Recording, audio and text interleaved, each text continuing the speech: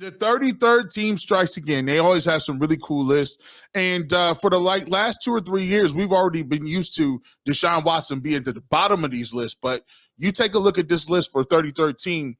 They actually have Deshaun Watson rated ahead of some guys that you kind of know. One of them is Patrick Mahomes. Do you agree with this list? We had some opportunity to talk about it on the Ultimate Cleveland Sports Show. Tyvis Powell, myself, and Adam Bull, and we went back and forth and debated whether or not this was too high or low for Deshaun Watson. Take a look at the clip right now. Yes, indeed. So the 33rd team is back at it again. I repeat. I say this and I'll repeat. This is not a QB ranking. This is not a QB ranking. Okay. Earl said they're back at it again like he was pissed. they be throwing stuff in the game, though, Earl. They get people hot. Go ahead. Yeah. So what they did was they list the top 10 QB situations for the 2024 season. And what they did was they took into account of the play caller, the weapons around the quarterback, and the offensive line. Deshaun Watson came in 7th on said list. Do you all agree with where he's ranked? Is that too high, too low, or just right? Can we see the? Oh yeah, there it is. Okay. They didn't got their mind together. Tyvis, look. Caleb Williams still in front of him. Hey, whoa! But it's not. Again, guys. I know. They're not ranking the quarterback. He is. Caleb Williams is in a better situation. They're ranking the situations around the quarterback. I don't care what situation Patrick Mahomes is. He always got the best one. I'm sorry. No, that's tough. 8. This ranking has nothing to do with the quarterback at all. Zero. It's the pieces it's around. All the pieces around the quarterback. The 8 does sound because it's still Andy Reid. Is it on offense or are they talking about defense too? No, this offense. Just offense. He should be higher than that. Dang, that's harsh. We were killing their weapons last year. I know, and they still won it all. Because Patrick Mahomes is that right there alone deserves better than they. Monster, but we can't factor in him being a magician in this list. But you could also factor in who's calling the plays, and he's that's true. He's the best. He is, but him and number one. Well, number one keep did they get better? Didn't they add somebody at wide receiver? Worthy and Marquise Brown, Hollywood Brown. Hollywood Brown and the Texas receiver that broke the 40 time. They got the fastest. They got the two fast receivers. They talking about James Worthy. I'm like, he's a little old. I think his name is Xavier Worthy. Worthy, yeah. So listen, let's get into this, man. Let's take a look at exactly what's going on with this list. Let's pull this up because when I heard it, I was like, "This is a little crazy. This is a little wild, man." Right now they got Brock Purdy in the San Francisco 49ers at number 1. I can't really argue with that. Deebo Samuel, Brandon Ayuk, Kittle. You know what they got? Christian McCaffrey in the backfield. Jahmyr Gibbs, Amon St. Brown with the Lions. Jared Goff's in a good situation. They got Laporta, one of the best tight ends in the game. They got a two-headed monster in the backfield. You look at that Jalen Hurts. Jalen Hurts, has 2 of the better, Devontae Smith. You know what they got over there with AJ Brown. They got Saquon Barkley is there. The Texans, Nico Collins, and obviously Stephon Diggs. Now, the problem I got right here at number 5, this kind of crazy to me. I know you got Bijan Robinson. I understand that you have Drake London, and you definitely have Kyle Pitts. But, I mean, those guys really ain't really proved it. They're way too high. I think if you take a look at this list, I think you got to take a look at number 10 with Tua. I mean, the fact that you got Raheem Mostert, you got Devin Achane, you got Tyreek Hill. They got one of the best receiving cores in the game. This list is just predicated on the guys around them. There's no way the guys around you guys like with the Falcons are better than the Dolphins. There's no way when you look at Joe Burrow. Joe Burrow has one of the best with T. Higgins. You take a look. Now, they did lose some stuff in the backfield, but I liked the young back they got out of Illinois a couple years ago. But they still got the number 1 and number 2 receivers that can rival anybody in the league. So to me, they got to be a little higher. And we were laughing and joking. I'm like, anybody with Patrick Mahomes. Now I know this is not a quarterback driven list. It has nothing to do with the quarterback. It has to do with the pieces and parts.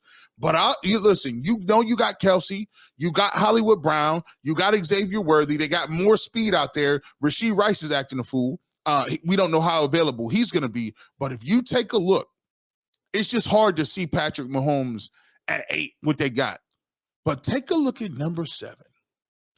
The Cleveland Browns just continue to creep up this list. I've been watching all these lists. I've been looking at them. We've been talking about it throughout the offseason. And week by week, your boy over here with the crystal ball been telling y'all all year long that wait till the season comes around. All the naysayers that don't think Njoku was talking about nothing, all the naysayers that don't really necessarily feel like Jerry Jeudy's that guy, all of a sudden, look what we got going here. Number 7 on this list of the best places, the quarterback situations. And I take a look at this list, and we'll talk about Nick Chubb a little bit later on in our episode. But what this tells me at 7, it tells me that they, for one, believe Nick Chubb is going to be back to being Nick Chubb relatively sooner than later. 2, they feel like the Browns are going to sign Amari Cooper, which I do believe they will get that job done. And 3, Jerry Jeudy is a bona fide number 2 receiver. When you take a look at what's going on right now, you can't rank those guys. The Browns, that you're telling me that you like the receivers, tight end, and offensive line also plays a part in this. Browns have traditionally had a good offensive line. I still can't figure out the Bears at 6, though. I mean, the Bears are on a lot of lists. I understand they got Keenan Allen. I understand they got Aroma Dunze. I get it. They traded for more with Carolina. I get it. But that's kind of high. 6 is high. I don't have the Bears with a better skill position group than the Bengals or the Dolphins. I'm just sorry. I think, you can make a case for anybody else up there. To me, you swap 5 and 6 out with the Falcons and the Bears, you move those down on the list. And you continue to keep going on. But I think what it shows you more than anything is, the Cleveland Browns, they telling you they got an elite roster. And they've been doing it by showing you these lists like each and every week. They continue to show you, hey, man, low key. Every time you try to get to that list, like, we're going to get rid of the Browns up out of here. They're like, no. But look at their O-line. No, we can't really get rid of the Browns because look at the receiving core. I think they got better. Elijah Moore at a 3, right? I like what they've done. They brought in some other receivers.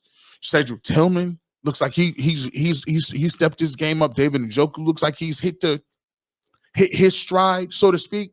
So when you're looking at all these, and then you get a Nick Chubb and a Deontay Foreman and Jerome Ford, the Browns have no real glaring weaknesses on offense, and that's what this list tells you. And just look at the way this distribution is going.